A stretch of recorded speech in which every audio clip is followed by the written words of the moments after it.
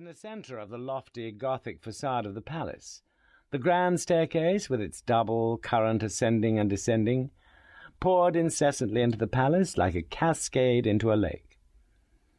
Great were the noise and clamour produced by the cries of some, the laughter of others, and the trampling of the thousands of feet. From time to time this clamour and this noise were redoubled.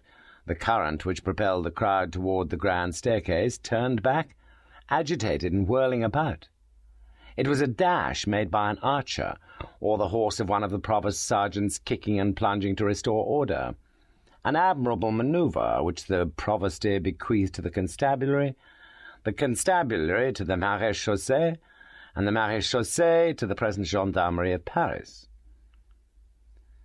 Doors, windows, loopholes, the roofs of the houses swarmed with thousands of calm and honest faces gazing at the palace and at the crowd, and desiring nothing more. For most of the good people of Paris are quite content with the sight of the spectators. Nay, a blank wall behind which something or other is going forward is to us an object of great curiosity. If it could be given to us mortals living in the year 1830 to mingle in imaginations with those Parisians of the 15th century, and to enter with them, shoved, elbowed, hustled, that immense hall of the palace so straitened for room on the 6th of January 1482, the sight would not be destitute either of interest or of charm, and all that we should have around us would be so ancient as to appear absolutely new. If it is agreeable to the reader, we will endeavour to retrace in imagination the impressions which he would have felt with us on crossing the threshold of the great hall, amid this motley crowd, coated, gowned, or clothed in the paraphernalia of office. In the first place, how one's ears are stunned with the noise, how one's eyes are dazzled. Overhead is a double roof of pointed arches, sealed with carved wood, painted sky blue and studded with fleur-de-lis in gold. Underfoot, a pavement of alternate squares of black and white marble. A few paces from us stands an enormous pillar, then another and another, in all 7 pillars, intersecting the hall longitudinally, and supporting the return of the double vaulted roof. Around the first 4 pillars are shops, glistening with glass and jewellery, and around the other 3 benches, worn and polished by the hose of the pleaders and the gowns of the attorneys.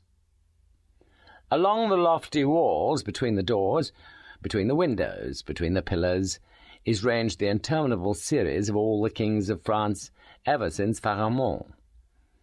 The indolent kings with pendant arms and downcast eyes, the valiant and warlike kings with heads and hands boldly raised toward heaven. The tall pointed windows are glazed with panes of 1,000 hues. At the outlets are rich doors finely carved, and the whole, ceiling, pillars, walls, wainscot, doors, statues, covered from top to bottom with a splendid colouring of blue and gold, which, already somewhat tarnished at the time we behold it, was almost entirely buried in dust and cobwebs in the year of grace 1549, when du Durel still admired it by tradition. Now figure to yourself that immense oblong hall, illumined by the dim light of a January day, stormed by a motley and noisy crowd, pouring in along the walls and circling round the pillars, and you will have a faint idea of the general outline of the picture, the curious details of which we shall endeavour to delineate more precisely. It is certain that if Ravaillac had not assassinated Henri IV, there would have been no documents of his trial deposited in the Rolls Office of the Palace of Justice, and no accomplices interested in the destruction of those documents. Consequently, no incendiaries obliged, for want of better means, to burn the Rolls Office in order to burn the documents, and to burn the Palace of Justice in order to burn the Rolls Office. Of course, there would have been no fire in 1618. The old palace would still be standing with its old great hall, and I might then say to the reader, go look at it, and thus we should both be spared trouble, myself the trouble of writing, and him that of perusing an indifferent description. This demonstrates the novel truth that great events have incalculable consequences. It is indeed possible that the accomplices of Ravaillac had no hand in the fire of 1618. There are two other plausible ways of accounting for it. First, the great star of fire, a foot broad and a foot and a half high, which fell, as everybody knows, from the sky upon the palace on the 7th of March after midnight. Secondly, this stanza of Théophile, Certes, ce fut un triste jeu qu'on à Paris, dame justice, pour avoir mangé trop d'épices, se mit tout le palais en feu. In Paris 'twas but sorry sport when justice, prey to greediness, gorged upon bribes unto excess, and set on fire her own high court. Whatever may be thought of this threefold explanation, political, physical, and poetical, of the burning of the Palace of Justice in 1618, the fact of the fire is unfortunately most certain.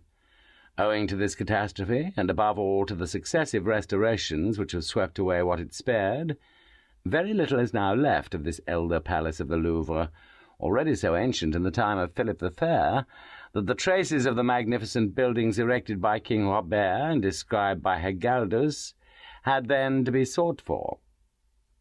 What has become of the Chancery Chamber where St. Louis consummated his marriage, the garden where he administered justice, habited in a camlet coat, a surcoat of linsey-woolsey without sleeves, and a mantle over all of black serge, reclining upon carpets with Joinville?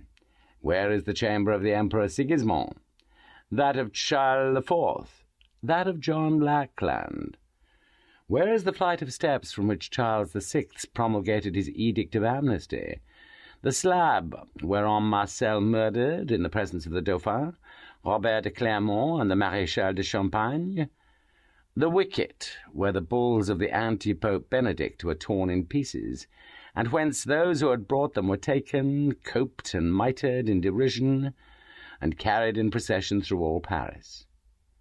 The great hall, with its gilding, its azure, its pointed arches, its statues, its pillars, its immense vaulted roof cut and carved all over, and the gilded chamber, and the stone lion at the gate, kneeling, with head couched and tail between his legs, like the lions of King Solomon's throne, in the reverential attitude which befits strength in the presence of justice, and the beautiful doors, and the painted windows, and the chaste ironwork which discouraged Biscornette, and the delicate carvings of Dioncy. What has time, what have men, done with these wonders? What has been given to us for all this ancient French history, for all this Gothic art? The heavy elliptic arches of Monsieur de Brosse, the clumsy architect of the porch of Saint-Gervais.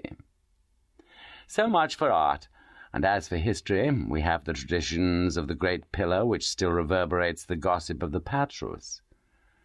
This is no great matter. Let us return to the veritable great hall of the veritable old palace. One of the extremities of this prodigious parallelogram was occupied by the famous marble table, of a single piece so long, so broad, and so thick, that, as the ancient terriers say, in a style that might have given an appetite to Gargantua, never was there seen in the world a slice of marble to match it. And the other by the chapel where Louis XI placed his own effigy kneeling before the Virgin, and two of which, reckless of leaving two vacant niches in the file of royal statues, he removed those of Charlemagne and St. Louis, saints whom he conceived to possess great influence with heaven as kings of France. This chapel, still new, having been built scarcely 6 years, was in that charming style of delicate architecture, wonderful sculpture, and sharp, deep carving, which marks with us the conclusion of the Gothic era, and prevails till about the middle of the 16th century in the fairy fantasies of the revival of the art. The small rose mullion over the porch was in particular a masterpiece of lightness and delicacy. You would have taken it for a star of lacework. In the middle of the hall, opposite to the great door, an enclosed platform lined with gold brocade, backed against the wall, and to which there had been made a private entrance by means of a window from the passage to the gilded chamber, was erected expressly for the Flemish envoys and the other distinguished personages invited to the representation of the mystery. On this marble table, According to established usage, the